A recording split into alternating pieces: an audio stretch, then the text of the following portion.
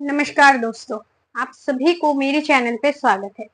आज हम बात करने वाले क्या हमारे कर्म से या फिर हम किसी को सेवा करते, किसी का सेवा कराते, तो क्या इससे हमारा कर्म बदल सकता है, हमें धन प्राप्ति हो सकता है, हमें पुत्र प्राप्ति हो सकता है, हमें एक अच्छा लायक पुत्र प्राप्ति हो सकता है, या फिर हमें बहुत खुशियां, अच्छा पति, अच्छा पत्नी, अच्छा स्त्री प्राप्त हो सकता है। काफी सारे लोगों के मन में यह सवाल है कि हम ऐसा क्या करें कि हमारा नसीब बदल जाए। हम पैदा तो हुए हैं एक गरीब घर में, लेकिन हमारा जो कर्म है ये हम कैसे काफी ज्यादा बड़ा करें, काफी अच्छा करें, ताकि हमें इतना ज्यादा गरीबी के दलदल में ना फंसना पड़े, हम सुख से सुविधा से जीवन व्यतीत कर पाए और हमें सब कुछ का प्राप्ति हो।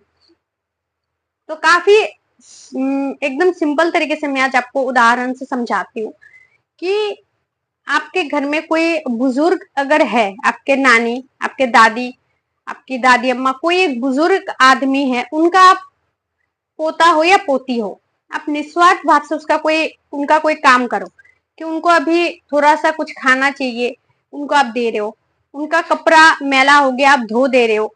उनको कुछ ये चाहिए, वो चाहिए, जब भी वो इंसान आपको बुला रहा है, वो बुजुर्ग आपको बुला रहे कि बेटा इधर आ जा, मेरा ये काम कर दे, मैं नहीं कर पा रहा हूँ, मेरे को ये सामान ला के दे, मेरे को वो ला के दे, तो आप निस्वार्थ भाव से उनका सेवा कर रहे हो, उनका हर एक बात आप सुन रहे हो, और उसके बदले में वो बुजुर्ग आपको जो आशीर्वाद देंगे ना, भले ही आप मेहनत ना करो, मैं गारंटी से बोल सकती हूँ वो आपको मिल ही जाएगा।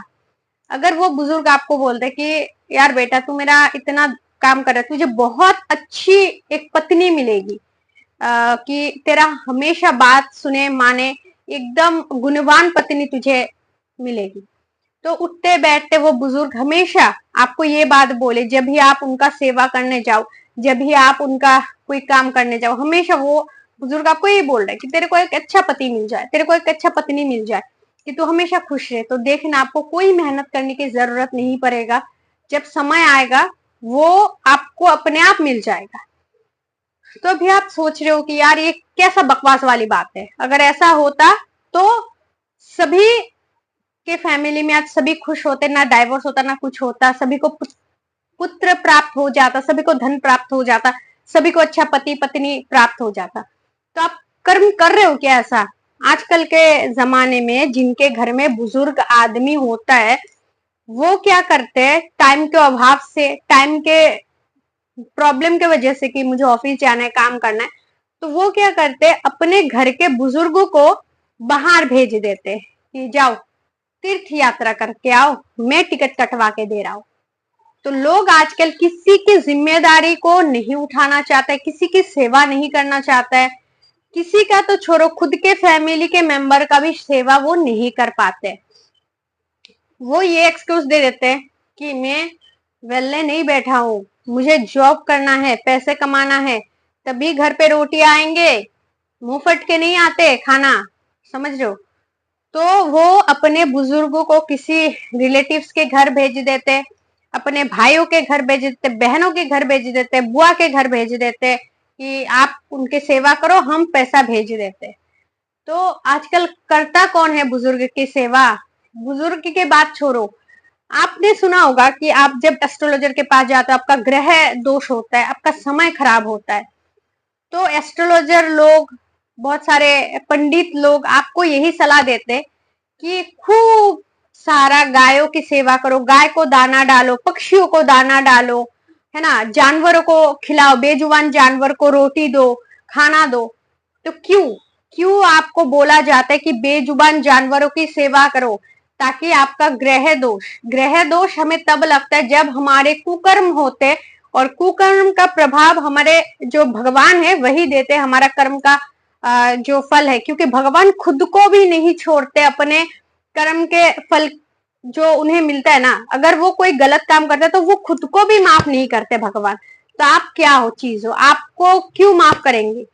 तो हम जो कर्म करते हैं उसका ही दुष्परिणाम हमें ग्रहों के माध्यम से हो, हमारे खराब पत्नी के तरफ से हो, हमें जो खराब पति मिलता है हमारे नसीब में दुर्भाग्य के वजह से, कि बहुत खराब से खराब पति मिला है यार, मुझे, मैं क्या करूं।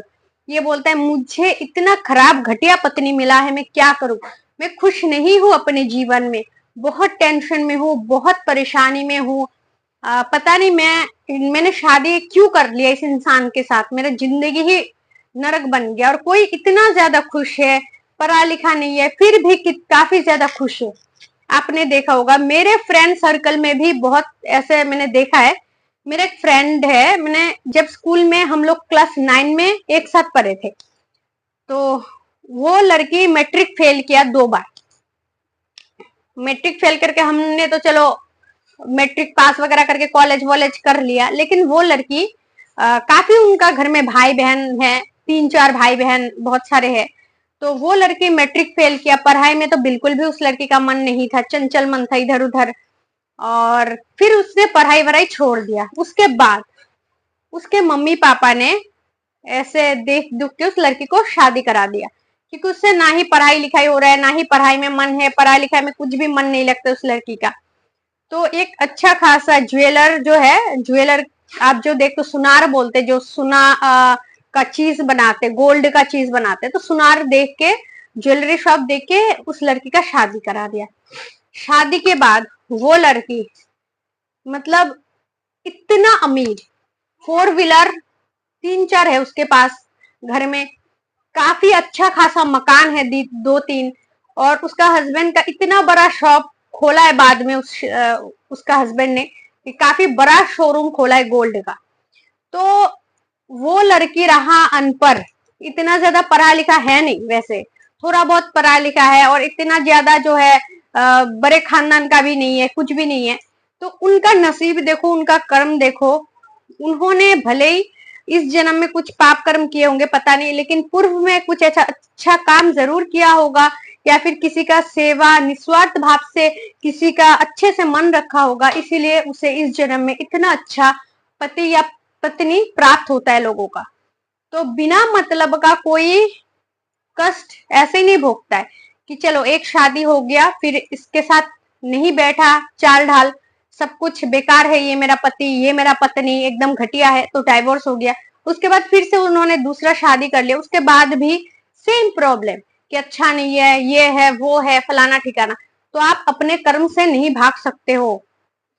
सूर्य इधर भी उगेगा, और जहां डाइवोर्स लेके दूसरा शादी करोगे वहां भी सूरज जो है उगेगा, और आपका नसीब इधर भी आप लेके खड़े हो, और जब जाओगे साथ में लेके ही जाओगे, ये इधर रख के नहीं जाते हो, है ना। तो इसीलिए लोग बोलते निस्वार्थ भाव से बूढ़े लोगों का सेवा करो, जितना हो सके। बूढ़े हो, जवान का क्या सेवा करना, जवान लोगों का बात नहीं करूं, जो छोटे बच्चे होते हैं, जैसे कि किसी बच्चे का मम्मी नहीं है, पापा है, तो उस बच्ची का हालत कितना खराब होगा, पापा छोड़ के बाहर काम पे जा रहे, और वो लड़की पूरा दिन घर पे अकेली रहती है, तो उसका सेवा करो, बूढ़े लोगों का सेवा करो। घर में जो बुजुर्ग है हमारे, उनका सेवा करना चाहिए। जितना आप लोगों की सेवा करोगे निस्वार्थ भाव से, कि सेवा के बदले मुझे सेवा नहीं चाहिए, मेरे मन में ये पाप नहीं आना चाहिए कि मैं ये अच्छा कर्म करो तो बदले में मुझे अच्छा फल मिलेगा। फल की चिंता ना करते हुए अगर आप निस्वार्थ भाव से सबकी सेवा करोगे, गाय को खिला रहे हो, हर रोज पौधे को जो पानी देते हैं, इसमें भी बहुत सारा फायदा होता है।